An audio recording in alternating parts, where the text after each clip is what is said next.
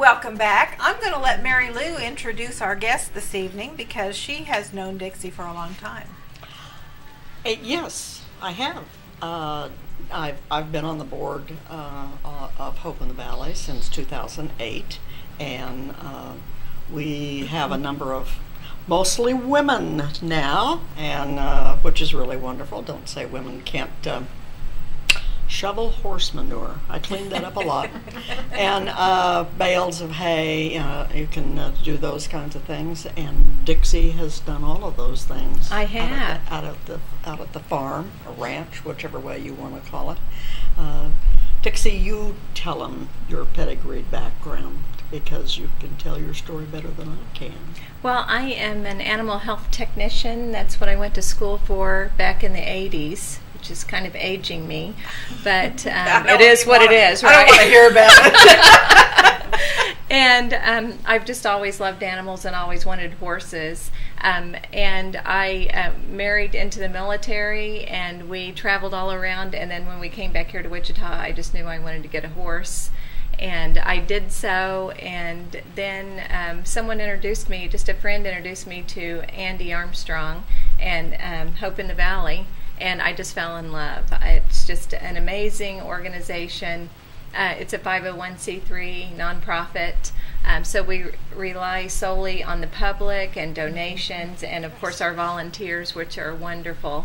And I just think it is a great program. You see horses come in that are really literally on their last leg. You really don't expect them to live. And we rehabilitate them. And we find permanent homes for them, and it's just amazing. There's a saying, if you give a horse what he needs, he'll give his heart in return, and we see it every day at Hope in the Valley. Yes. She really does a good job because Dixie rides and helps to train, so to speak. You're looking at the old hand with old bones that doesn't ride anymore, unfortunately. So I am the love person. I go out. So many of the horses, not only are they physically abused, they are mentally abused. And we can tell that when they come in, because you reach up to grab this beautiful nose and face, and they pull back and they twist where you can't touch their ears, and you know how badly they've been abused. And so for those horses to go to a new home, they've got to understand that they can trust people again. And I don't do as much of it now as I have in the past. I had a little horse called Tiny. He was a miniature horse that I did a lot with, and he went to a wonderful home with a 4-year-old girl that she absolutely loves him, and that's the way it should be. But we, try real hard to match up people to the horses. You come out, you can love the horses, you can lead them around, we'll saddle them up after a while and let you ride and get you acquainted with them, and make sure that the love is mutual there before that horse goes out to anybody's house. And not only that, people say, oh, well, then I could just come and get one. In fact, I was talking to a lady at a garage sale one day about my miniature horse, and she said, oh, I could have one in my backyard. And I went, wait a second, no, don't plan on that. She said, oh, you don't think that would work? Probably your neighbors would not be thrilled about that, no. And but Hope in the Valley does send someone out to check out the facility before the horse ever goes there. And you sign a contract and say that you will take good care of them, and we come back and we check on that. Good. To see if that horse is being taken care of and that the vet is going to see them and that it does have the required things that it needs, shelter and all of those kinds of things. So it's a follow-up. It is. I adopted a horse from Hope in the Valley, and she's an amazing horse. She was a starvation, and she was just a yearling when she came to us. And now she's almost 4 years old, and she is very calm and very loving, and I still get the checks at my house. The people come and check. Lisa, who is one of the volunteers for the rescue, comes out and she makes sure that Rain is being taken care of properly, that she has the proper nutrition, that she has her vet checks. So everyone gets checked, and we're very thorough in making sure that the horses are, once they leave, that they are properly taken care of. And in the contract it says if they aren't properly taken care of, we go back and get them and we bring them back to the rescue, and they're always welcome back to the rescue. That's the great thing. Well, we'll be back in a couple of minutes because there's a lot more we want to talk about this. Plus, we want to talk about the event that's going on this Saturday. So stay with us.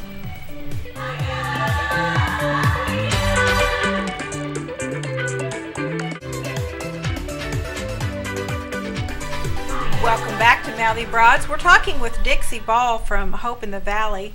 And before we talk about the event that's going on Saturday, I had a question that occurred to me.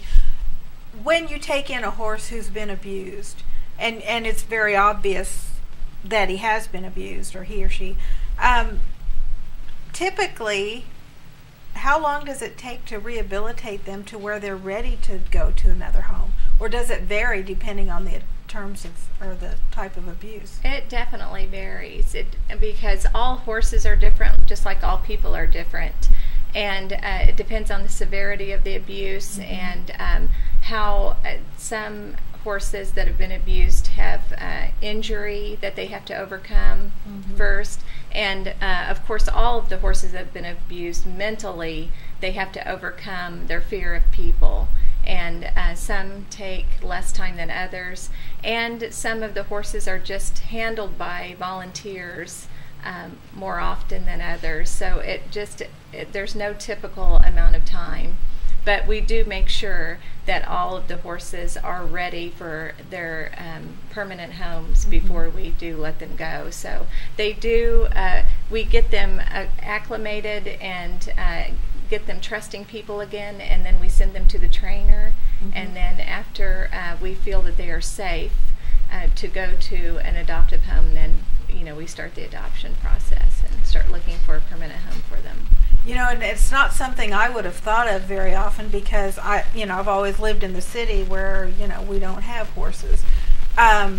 People who live in the city who want to have a horse really need to be able to keep the horse somewhere else. I mean, they need to have a pasture somewhere where the horse can be housed.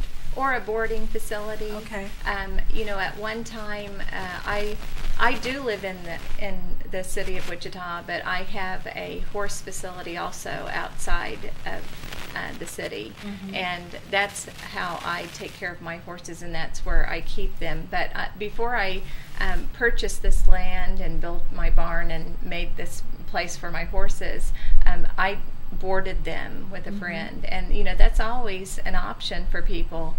But once again, we would check that facility out and make sure that everything is on the up and up there, that the horses are being fed properly and they're being exercised and they have plenty of room to run. Yes. Yeah. But you can have them in the city of Wichita, right?